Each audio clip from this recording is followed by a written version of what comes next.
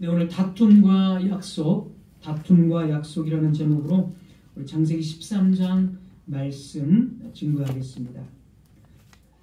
창세기 12장부터 과거에 이제 12장까지 창세기를 보니까 설교를 한 적이 있습니다. 차례대로 다 한 건 아니지만 중점적으로 좀 했습니다. 창세기 12장에서부터 보면 아브라함은 고향인 갈대아 우르를 떠났습니다. 이 고대 사회에서는 가족 중심, 이 친족 중심이기 때문에 그리고 이제 그런 중심으로 이렇게 부족을 이루면서 모여서 살았기 때문에 가족 또 고향, 친족을 떠난다는 것은 매우 어려운 일입니다. 게다가 이 시대는 치안이 이런 치안들 여러 가지 위험 요소들이 많이 있기 때문에 치안이 잘 되어 있지 않아서 이 가족들, 친족들이 이렇게 똘똘 뭉쳐서 함께 사는 것이 그래도 가장 안전한 그런 방법이었습니다. 하지만 아브라함은 하나님의 명령에 따라서 자신의 어떤 이러한 모든 이익들, 어떤 자신의 정체성이라고 볼 수 있죠. 고향이라는 것, 아버지의 집이라는 것, 이런 정체성을 떠나서 하나님이 지시하시는 그 땅이 어딘지도 모르지만 우선은 하나님이 떠나라고 하셨기 때문에 그 지시하는 땅으로 떠났습니다. 아브라함과 함께한 가족들은 아내 사라, 그리고 아브라함의 아버지, 그리고 조카 롯, 이렇게 4명 뿐이었습니다. 물론 이제 롯이 이때 결혼을 했는지 안 했는지는 불분명하지만 어쨌든 나중에는 이제 결혼해서 자식도 있으니까 언제 결혼했는지가 나오지 않기 때문에 그것은 모르지만 어쨌든 정말 아내와 아버지 그리고 조카 롯 이렇게 뿐이었다고 우선은 봅니다. 그리고 이제 아버지가 중간에 세상을 떠납니다. 그래서 이제 남은 거는 자기 아내하고 이제 조카 롯 이렇게, 만약에 이제 가족들이 있다면 롯의 가족들 이 정도밖에 되지 않습니다. 그 후에 이제 아브라함은 정말 기근이 들어서 애굽으로 내려가게 되었고, 거기서 어려움을 겪지만 하나님께서 애굽의 파라오를 징계하심으로써 애굽에서 탈출해서 다시 가나안 땅으로 돌아오게 됩니다. 이때에 아브라함과 롯은 각각 이제 부자가 되어 있었습니다. 아브라함도 많은 양들을 가졌고 조카 롯도 많은 양들을 가졌습니다. 12장까지 보통 이 정도의 내용이고요. 13장에서 그래서 이제 문제가 발생을 합니다. 땅은 한정되어 있고 이 목초지가 한정되어 있고 아브라함의 가축과 롯의 가축들을 다 먹일 수가 없는 그런 문제가 발생을 한 것입니다. 이런 상황 속에서 아브라함의 하인들이 롯의 하인들과 서로 가축들을 먹이기 위해서 이제 땅을 이제 두고 다투게 됩니다. 우리 13장 6절, 우리가 읽지는 않았지만 13장 6절 한번 읽고 넘어가겠습니다. 그 땅이 그들이 동거하기에 아브라함과 롯 이 두 공동체, 두 집안이 같이 살기에 넉넉하지 못하였으니 이는 그들의 소유가 많아서 동거할 수 없었습니다. 7절 가겠습니다. 그러므로 아브라함의 가축의 목자와 롯의 가축의 목자가 서로 다투고, 아브라함과 롯 둘 다 소유가 많아서 다툼이 일어났고 결국에는 헤어져야 하는 상황이 발생합니다. 8절입니다. 8절. 아브라함이 롯에게 이르되 우리는 한 친족이라 나나 너나 내 목자나 네 목자나 서로 다투게 하지 말자. 9절. 네 앞에 온 땅이 있지 아니하냐. 나를 떠나가라. 네가 좌하면 나는 우하고 네가 우하면 나는 좌하니라. 같이 살 수 없으니까 네가 왼쪽을 선택하면 나는 오른쪽으로 갈 거고 네가 오른쪽을 선택하면 나는 왼쪽으로 갈 거다. 이렇게 우리가 헤어지자 하면서 이 아브라함은 그런 제안을 하고 여기서 이제 선택권을 조카 롯에게 먼저 선택을 하라고 일종의 배려를 해줍니다. 많은 목회자들이 또 많은 주석가들이 이 부분에서 아브라함이 자기가 좋은 쪽을 먼저 선택하지 않고 롯에게 이 선택권을 양보하는 모습, 저도 이거를 방금 전에 배려했다라고 말을 했는데 이 설교 원문에는 배려하다는 말이 없습니다. 제가 그냥 나온 말이에요. 어쨌든 배려가 아니죠, 사실은. 자, 어쨌든 많은 이 주석가들이 이 모습이 참 배려하고 또 어른스럽다, 양보하는 모습이 너무 어른스럽고 참 인격이 되었다, 아브라함을 이런 식으로 평가를 하고, 그래서 우리도 아브라함처럼 욕심 부리지 말고 양보를 해야 된다, 이렇게 적용을 합니다. 그러나 이런 해석은 여러분 아시겠지만 성경을 도덕책이나 위인전으로 보는 정말 잘못된 해석입니다.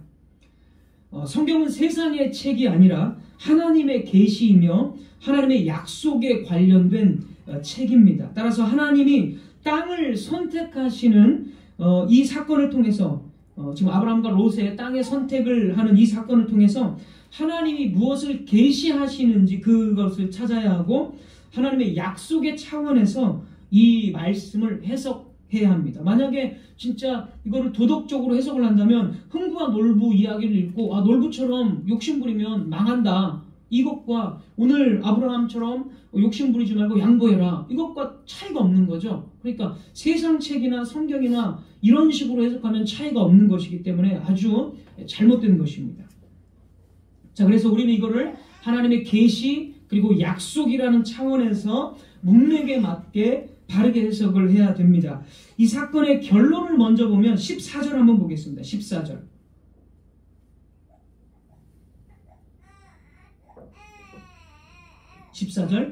롯이 아브라함을 떠난 후에 여호와께서 아브라함에게 이르시되 너는 눈을 들어 너 있는 곳에서 북쪽 남쪽 그리고 동쪽과 서쪽을 바라보라. 그리고 15절, 이 보이는 모든 땅을 너에게 주겠다. 지금 이 사건의 결론을 보면 14절과 15절은 아브라함이 이제 롯과 헤어진 다음에 하나님의 약속, 그 전에 말씀해 주셨던 하나님의 약속을 재확인시켜 주면서 결론을 맺습니다. 그러니까 이 14절, 15절의 결론이 이 말씀을 해석하는 아주 그 어떤 암시죠. 일종의 전제이고. 그리고 나서 18절, 우리가 읽지 않았지만 18절 한번 보겠습니다. 18절.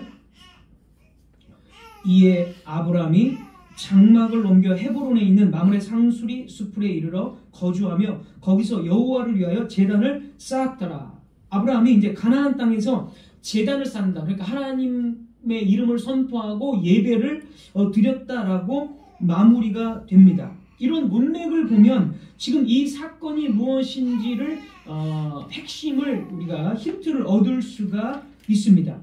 아까 서두에 언급한 것처럼 아브라함은 애굽에서 탈출한 다음에 아주 부자가 되었고 많은 소유를 가지고 있고 그리고 탈출해서 가나안 땅으로 지금 들어와 있습니다. 그런데 이 상황에서 하나님의 약속을 아까 결론으로 보여줬죠. 14절 15절 이거를 잘 기억하시고 하나님의 약속을 재확인시켜줬어요. 그런데 이 가나안 땅에 들어왔는데 서로 다투게 되었고 롯에게 먼저 선택을 하라고 선택권을 줍니다. 그런데 만약에 여러분 가정을 해봅시다. 한번 롯이 지금 아브라함이 밟고 서 있는 지금 가나안 땅을 선택했다고 한번 가정을 해보십시오. 그러면 아브라함은 어디로 가야 됩니까? 아브라함은 자연스럽게 가나안 땅의 경계 바깥으로 떠나야 됩니다. 아브라함이 가나안 땅을 또다시 떠나는 것이 하나님의 뜻일까요? 창세기 12장에서 앞장 12장에서는 기근이 들어서 애굽으로 내려간 사건은 하나님의 뜻이었습니다.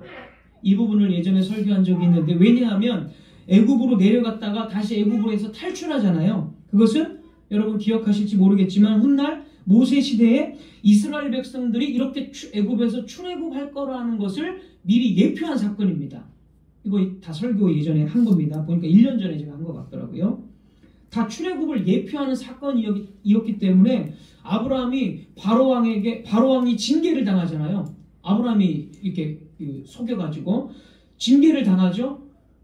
그리고 출애굽 당시에 모세 시대에 바로왕이 재앙으로 징계당하잖아요. 똑같죠. 그 다음에 아브라함이 여기 12장에서 탈출할 때 보물들을 다 가지고 탈출합니다. 은금 폐물들을. 그리고 모세 시대의 이스라엘 백성들이 애굽의 은금 폐물과 보물들을 다 받아서 탈출해요. 다 똑같잖아요. 제가 다 설교한 겁니다. 예전에. 이런 식으로 출애굽을 다 예표한 것이었기 때문에 12장에서 애굽으로 내려간 것은 하나님의 뜻입니다. 그러나 아까 읽어드린 이 사건의 14절과 15절을 보면 이 가나안 땅을 떠나는 것은 하나님의 뜻이 아니라는 거예요. 왜냐하면 하나님이 가나안 땅을 주시겠다고 또 약속을 해 주셨기 때문에 가나안 땅을 떠나서는 안 됩니다. 그런데 지금 아브라함은 롯에게 선택권을 먼저 줍니다. 이때 만약 롯이 가나안 땅에 머무른다고 한다면 하나님의 약속은 어떻게 되는 것입니까? 하나님은 약속을 지키지 않는 믿지 못할 분으로 여겨지게 됩니다. 그러니까 아브라함은 지금 양보심이 많고 욕심을 안 부리고 아주 인격이 훌륭하고 이런 것을 이야기하는 것이 절대 아니라 오히려 지금 하나님의 약속의 땅을 롯에게 주려는 아주 위험스러운 상황을 지금 만든 겁니다. 롯에게 주는 게 왜 또 위험한지 더 분명한 게 나오는데요. 창세기 19장에 가보면 그때 이제 롯은 가정도 있고 딸들이 있는데 다 이제 컸습니다. 딸들이 19장 가보면 우리가 아마 살펴볼 거예요. 창세기 보면서 19장에 가보면 롯은 이미 결혼하고 딸들이 있는데 그 딸들이 아들을 낳습니다. 19장 37절 제가 읽어드릴게요. 19장 37절 큰딸은 아들을 낳아 이름을 모압이라 하였으니 오늘날 모압의 조상이요. 롯의 딸이 낳은 아들이 모압 족속의 조상이 돼서 모압 족속이 번성해 나갑니다. 20절 작은 딸도 아들을 낳아 이름을 베남미라 하였으니 오늘날 암몬 자손의 조상이었더라. 작은 딸은 이제 암몬 족속의 조상이 되어져서 암몬 족속이 이제 번성해 나가는 거예요. 이렇게. 그런데 여러분 모압과 암몬 이 누굽니까? 모압과 암몬은 나중에 이스라엘 백성들이 가나안 땅 차지하려고 할 때 가장 공격하고 가장 방해하는 족속입니다. 가나안 땅 차지하지 못하도록 방해하는 족속들이 모압과 암몬이에요. 자, 그것도 한번 다 아실 수도 있겠지만 그래도 짚고 한번 넘어가겠습니다. 신명기 23장 3, 4절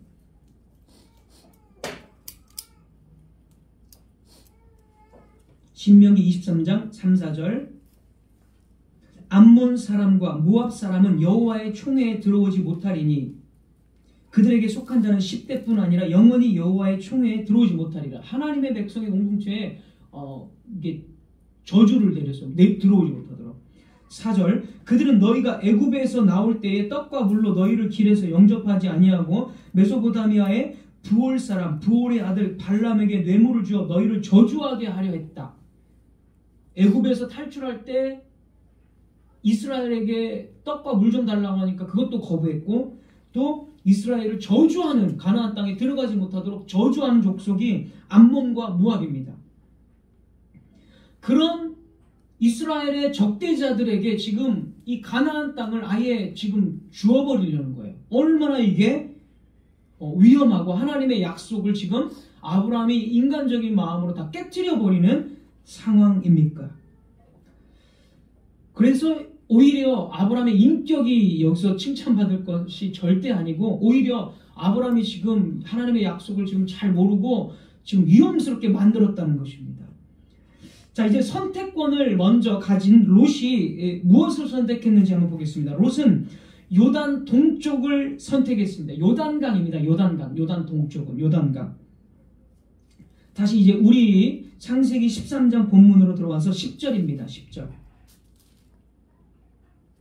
창세기 13장 오늘 본문 10절. 이에 롯이 눈을 들어 요단 지역을 바라본즉 수알까지 온 땅에 물이 넉넉하니 여호와께서 소돔과 고모라를 멸하시기 전이었으므로 여호와의 동산 같고 애굽 땅과 같았더라. 그러므로 11절 롯이 요단 온 지역을 택하고 요단 온 지역 택하고 동으로 옮기니 그들이 서로 떠났다. 이렇게 나옵니다.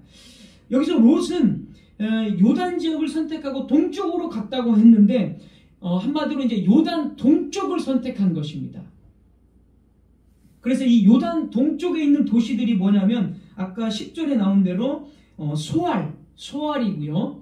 그 다음에 우리가 잘 아는 소돔과 고모라 이런 도시들이 요단 동쪽에 있습니다. 자, 요단이 이제 쉽게 말하면 이런 것, 요단강이 이제 이 팔레스타인 지도를 간략하게 보면 이제 요단강이 이렇게 쭉 흘러요. 이렇게 쭉 흐르고 이쪽에 이제 우리가 오늘날 불려지는 그 사해가 있죠. 지금도 요단강도 있고 이렇게 요단강이 있고 여기가 사해입니다. 그래서 이 요단강 동쪽이니까 이쪽을 말하는 겁니다. 이쪽. 자, 그러면 이 요단강 동쪽이 어떤 지역인지 민수기 34장 가보겠습니다. 민수기 34장.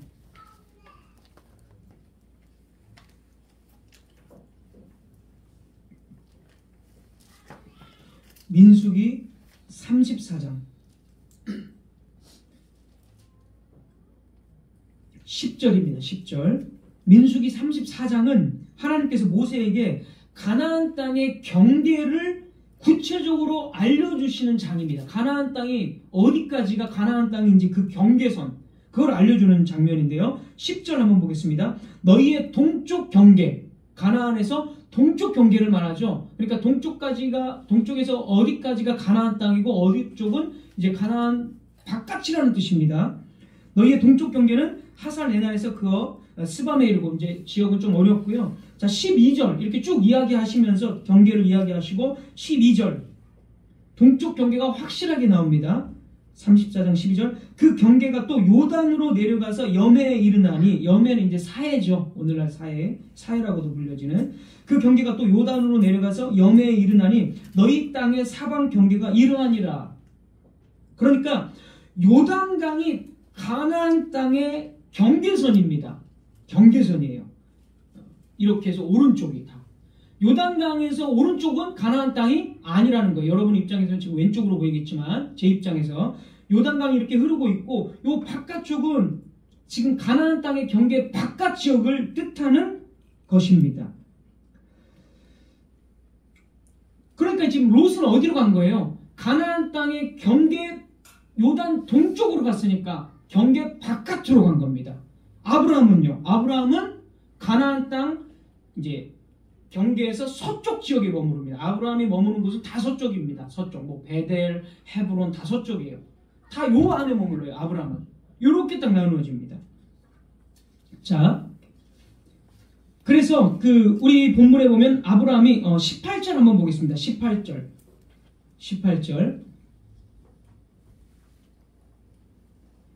창세기로 다시 돌아와서 창세기 13장 18절 이에 아브라함이 장막을 옮겨 헤브론에 있는 마므레 상수리 수풀에 이르러 거주하며, 헤브론 가나안 서쪽 지역입니다. 물론 이제 남쪽이겠죠. 좀 남쪽인데 어쨌든 동과 서로 나눴을 때 이 안쪽 지역입니다. 전부 다.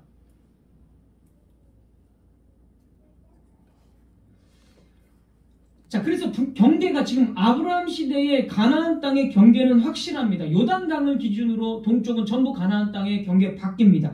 나중에 물론 모세 시대에 나중에 이제 여호수아 시대에 이스라엘 백성들이 요단강 통과해서 가나안으로 들어가잖아요. 이것도 여러분 또 가나안의 경계를 알기에 또 쉬운 도움이 되는 말입니다. 이스라엘 백성들이 가나안 들어갈 때 요단강 건너잖아요. 그래서 가나안 건넌다고 하잖아요. 그러니까 요단강이 경계가 되는 거예요. 여기서도 알 수 있듯이. 그런데 여호수아 시대에 가나안 땅을 정복할 때 요단강 이 동쪽 지역이 너무 좋으니까 이스라엘 백성들이 이 땅 너무 좋다. 우리가 이 땅을 차지할 테니까, 싸워서 차지할 테니까 이 땅도 주십시오. 하나님께 얘기합니다. 그러니까 하나님께서 좋다. 너희들에게 그 땅을 주겠는데 단 너희들 서쪽 지역을 그 이스라엘 그 군인들과 함께 다 점령하고 나서 너희들은 동쪽을 차지해라. 이렇게 얘기합니다. 그래서 가나안 땅이 이때는 이 동쪽도 이제 가나안 땅의 범주로 이렇게 확대가 된 겁니다. 하지만 아브라함 시대는 지금 하나님께서 말씀하신 대로 가나안 땅은 요단강을 기준으로 해서 이 바깥쪽은 가나안 땅이 아닌 것입니다. 어쨌든 롯은 자기 본성대로 눈에 보이는 거 선택하잖아요. 롯이 보니까 뭐 물이 많은 것 같고 막 목초지도 많은 것 같고 그러면서 이제 자기가 좋아하는 본성대로 그 가나안 땅의 경계 밖을 선택을 합니다. 어쨌든 그래서 이제 롯도 대가를 치르죠. 그래서 거기까지 소돔까지 가가지고 이제 죽을 위기에 처하잖아요. 자기가 선택한 것에 대해서 죽을 위험을 당하잖아요. 아무튼 롯이 그렇게 선택을 함으로써 아브라함에게 하신 약속은 보존됐다는 거죠. 그대로. 그래서 약속을 다시 재확인시켜준 겁니다. 14절 15절에서. 이렇게 문맥이 아주 조화롭게 되어 있습니다. 하나님의 계시이기 때문에. 자, 12절 한번 보겠습니다. 12절. 우리 창세기 13장 12절. 아브라함은 가나안 땅에 거주하였고 위험한 상황이었지만 가나안 땅에 거주했다고 딱 못을 박죠. 지금 가나안 땅에 거주하였고 롯은 그 지역의 도시들에 머무르며, 여기서 롯이 가나안의 어떤 도시들이라고 말한 것처럼 번역이 되어 있지만 11절에 나오는 요단 동쪽의 도시들입니다. 번역이 조금 헷갈리게 되어 있습니다. 쉬운 성경이나 세번역 성경 보면 이게 안 헷갈리게 되어 있어요. 그러니까 가나안 그 동편, 요단 동편 지역의 도시에 롯이 머물렀다, 그런 의미입니다. 그러니까 지금 같은 위험스러운 상황이 와도 하나님은 아브라함에게 하신 그 약속을 반드시 지키신다. 하나님의 약속을 막을 수 있는 것은 아무것도 없다는 것을 하나님은 여기서 보여주고, 자신이 정말 신실하신 언약의 하나님이라는 것을 14절 15절에 딱 재확인시켜주면서 이 사건이 그렇게 결론이 나는 것입니다. 그리고 이제 이 하나님의 약속의 재확인 다음에 아브라함의 반응도 우리가 또 아주 살펴볼 그런 가치가 있습니다. 아주 중요합니다. 자, 18절, 아브라함이 가나안 땅에 머물렀고 18절 보면 여호와를 위해서 제단을 쌓았다, 이렇게 말합니다. 아브라함이. 예전에 창세기 12장 할 때 역시 말씀드린 것이지만 반복하는 것이 좋기 때문에 다시 한번 말씀드리면, 아브라함이 지금 약속을 받고 거기에서 이제 제단을 쌓았습니다. 이 말은 그냥 하나님께 감사를 드렸다, 또는 아브라함의 어떤 개인적인 예배의 장소로서 제단을 쌓았다, 이런 의미가 아닙니다. 약속의 말씀을 재확인 받고 나서 제단을 쌓았기 때문에 이것도 역시 문맥에 의해서 해석을 해야 됩니다. 지금 하나님이 가나안 땅을 너와 내 자손에게 주겠다 약속을 하셨고, 아브라함은 그 응답으로 쌓았기 때문에 지금 이 가나안 땅이 우리 땅이 아니지만 이 땅은 나와 우리 후손들 이스라엘 백성들의 땅이 될 것이고, 이 땅이 바로 하나님의 나라가 될 것을 확정짓는 행위로서의 제단을 쌓은 것입니다. 현재 가나안 땅은 이방신들, 우상숭배가 자리 잡은 땅입니다. 그러나 아브라함은 제단을 쌓음으로써 이 땅은 하나님의 땅이다, 하나님을 섬기는 하나님의 통치가 이루어지는 하나님의 땅이고, 그것이 아직 몇백 년 이후의 일이겠지만 아브라함은 그걸 믿고 그런 의미로 이 땅은 하나님의 땅입니다라는 그런 어떤 선포로서 제단을 쌓은 것입니다. 그걸 믿어버리는 거죠. 그래서 아브라함이 믿음의 조상입니다. 보이지 않지만 하나님께서 주신다고 하셨고, 이 땅이 우상숭배의 땅이 아니라 하나님의 나라로 변화될 것을 믿고, 그렇다면 내가 그 말씀에 대한 응답으로 내가 제단을 쌓겠습니다. 하나님의 이름을 여기서 선포하겠습니다. 미리 선포한 거예요. 다. 선취라고 하죠. 선취. 미리 성취될 것을 알고 제단을 쌓는 것. 선취. 그래서 아브라함이 믿음의 사람입니다. 아브라함은 가나안 땅에서 사실 나그네로 살았습니다. 그리고 그는 나중에 이제 나이 들어서 가나안 땅에 묻혔습니다. 어떻게 보면 아브라함은 가나안 땅에서 자기 무덤, 자기가 누워있는 그 무덤, 그 몇 평 되지 않는 그 무덤밖에 차지하지 못했습니다. 물리적으로는. 그러면 아브라함은 그 몇 평밖에 차지 못했는데 하나님께서 아브라함에게 하신 이 땅을 너와 네 자손 모두에게 주겠다라는 그 약속은 어떻게 된 것일까요? 하나님은 그럼에도 계속 신실한 분이다라고 우리가 이야기할 수 있을까요? 그 대답은 우리가 신약에서 이제 그 대답을 찾을 수가 있습니다. 히브리서 11장 한번 가보겠습니다. 히브리서 11장 9절에서 10절입니다.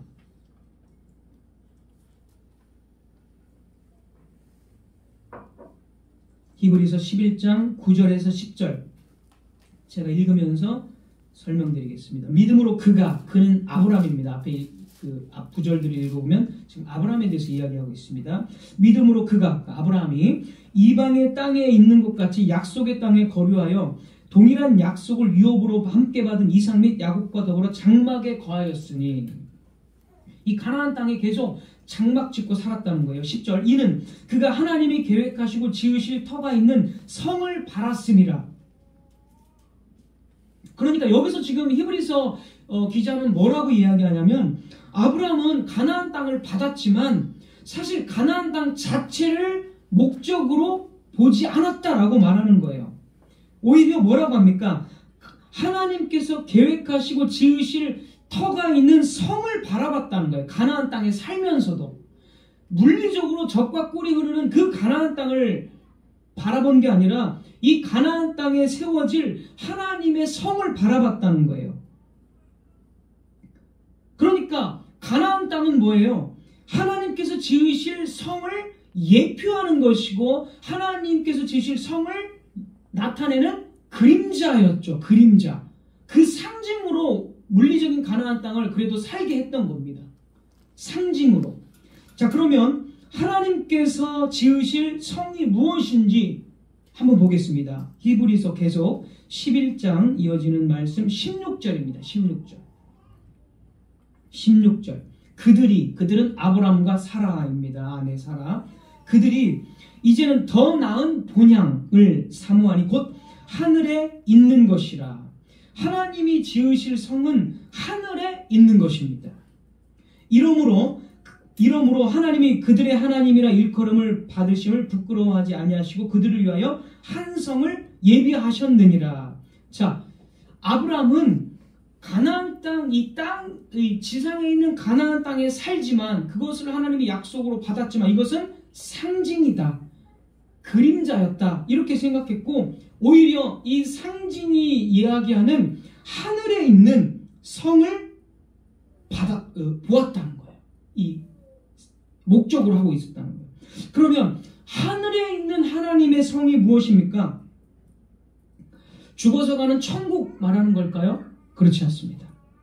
계시록 21장 2절로 가보겠습니다. 계시록 21장 2절. 히브리서에도 이거에 나오는데 계시록으로 하나만 보겠습니다. 계시록 21장 2절. 또 내가 보매 거룩한 성 새 예루살렘이 하나님께로부터 하늘에서 내려오니, 하늘에서 성이 내려와요. 예루살렘 성이, 새 예루살렘이 내려오니 그 준비한 것이 신부가 남편을 위하여 단장한 것 같더라. 새 예루살렘, 이거 뭘 의미합니까? 우리 다 배운 거예요. 새 예루살렘, 그리고 거룩한 성, 그리고 그 성이 신부다라고 이야기합니다. 이거 다 무엇을 이야기하는 거죠? 다 교회를 비유하는 성경의 이 반복적인 표현이죠. 교회는 원래 하늘에 있는 것입니다.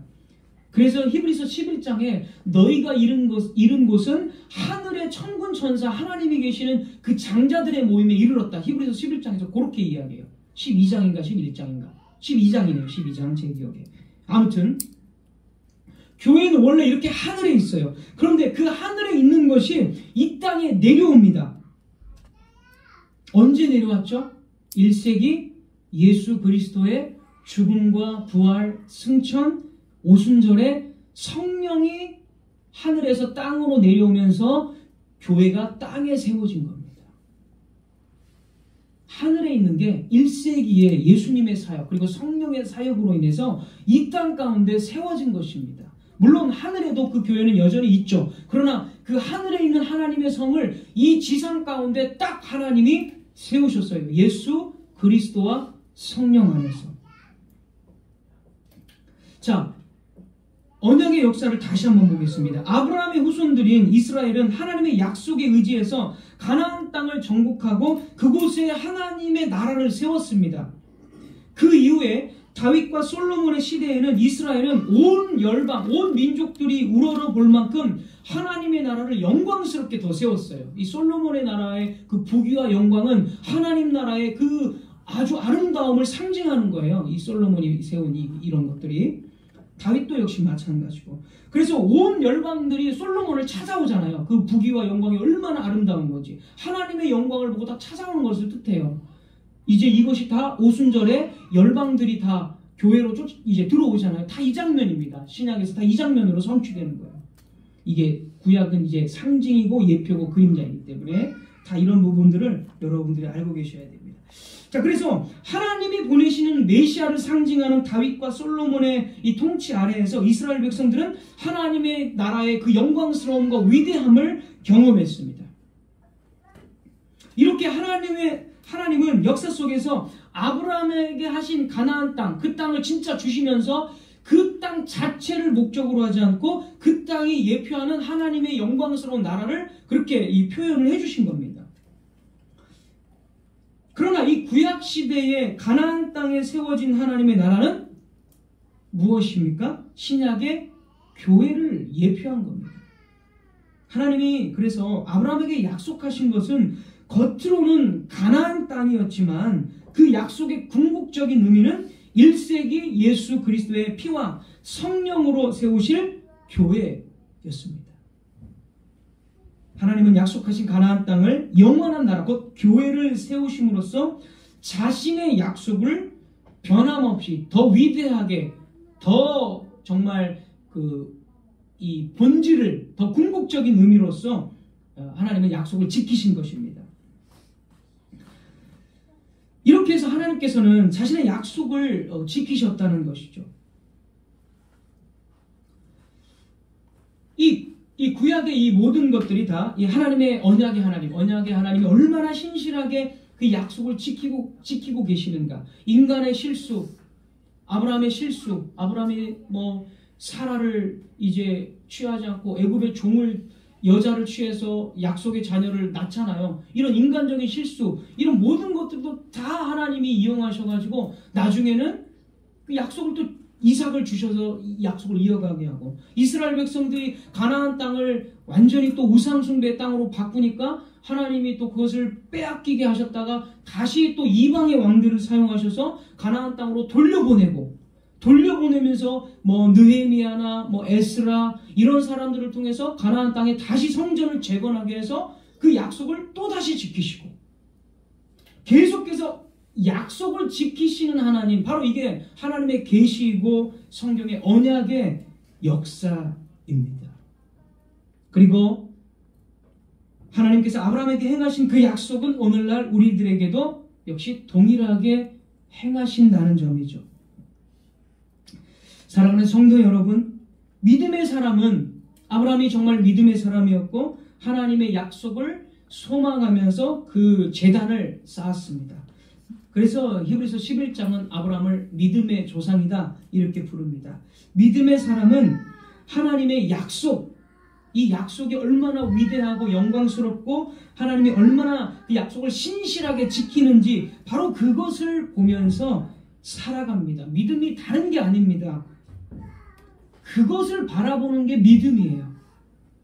그래서 믿음의 사람은 언제나 소망으로 살아갑니다. 절망이라는 단어가 없어요. 믿음의 사람은 언제나 약속이 신실하게 서 있기 때문에 소망으로 살아가는 거예요. 오늘날 우리의 상황이 어떻습니까? 우리는 밝은 미래를 내다볼 수 없는 것처럼 보입니다. 우리 사회뿐만이 아니라 전 세계적으로 경제 사정이 별로 좋지 않고 우리의 주머니 사정도 별로 좋지 않을 것입니다. 우리는 또 죄악된 세상을 떠났고 거짓 교회를 떠나서 점점 더 홀로, 나그네와 같이 더 홀로 된 것 같습니다. 그래서 우리 개인적으로 믿음을 지키고 주의를 지키기 위해서 많은 것을 포기하면서 우리는 살아가야 합니다. 이런 현실은 우리에게 밝은 미래가 없는 것처럼 보여집니다. 그러나 여러분, 우리는 결단코 우울해하거나 삶을 비관적으로 바라보지 말아야 합니다. 이 세상의 환경에 우리의 눈이 고정되어서는 안 될 것입니다. 우리는 언제나 하나님께서 주신 소망으로 충만해야 합니다. 그리스도께서 죽으시고 부활을 통하여 이루어 놓으신 구속사역은 우리에게 영원한 소망의 보장이 됩니다. 보증이 됩니다. 교회가 성도들에게 믿도록 가르치는 것이 바로 어떻게 보면 이것입니다. 가장 단순한 거죠. 사실 바로 이것입니다. 성경이 가르치고 있는 것도 바로 그것이며 교회가 선포해야 할 복음도 바로 그것입니다. 교회가 가르치는 것은 단순한 소망스러운 생각이나 막연한 기대 이상의 것입니다. 우리가 그리스도인이라면 이것을 알 수 있습니다. 그리스도를 통해 보여주신 하나님의 끝없는 권능과 사랑이 우리를 감싸주고 있으며 주님께 이르기까지 우리는 소망으로 충만하고 안전하다는 사실을 우리는 알아야 하고 알 수 있습니다.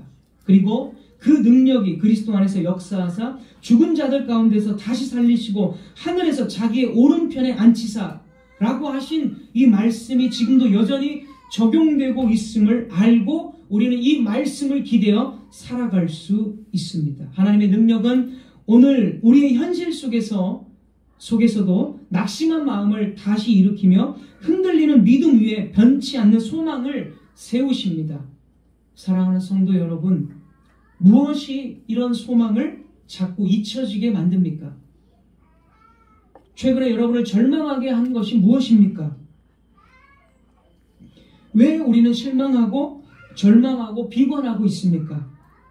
우리의 소망은 현실의 조건에 근거하지 않고 신실하신 하나님의 성품 위에 세워져 있습니다. 우리를 위해 보여주신 깊고 깊은 하나님의 사랑, 이것이 우리의 미래의 아름다움을 보증해주는 원천입니다.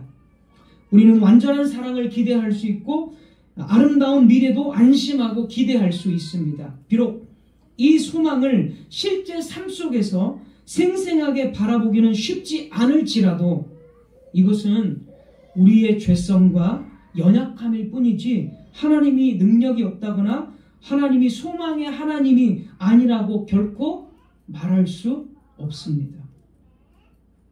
그러므로 여러분, 오늘도 주님의 약속의 말씀에 의지하여 소망으로 충만하게 해달라고 기도합시다. 소망이 없다고 생각하게 만드는 우리의 삶의 모든 요소들을 그리스도 안에서 다시 새롭게 한번 이 말씀에 의지해서 바라보십시오. 우리가 만나는 모든 사람에게 우리의 소망을 말할 수 있도록 충분하게 준비하십시오. 말씀을 맺겠습니다. 성도의 미래는 밝습니다. 우리에게 약속과 소망을 주신 분은 신실하신 언약의 하나님이시기에 아직 남아있는 예수 그리스도 안에서 완성되었지만 아직 마지막 남아있는 그 약속은 반드시 이루어질 것입니다. 하루하루 작은 순간 속에서도 하나님의 약속은 이루어지고 있음을 발견하십시오. 그래서 늘 주님을 찬양하며 소망 가운데서 확신에 찬, 확신에 넘치는 삶을 살아가시기를 주님의 이름으로 부탁을 드립니다. 기도하겠습니다.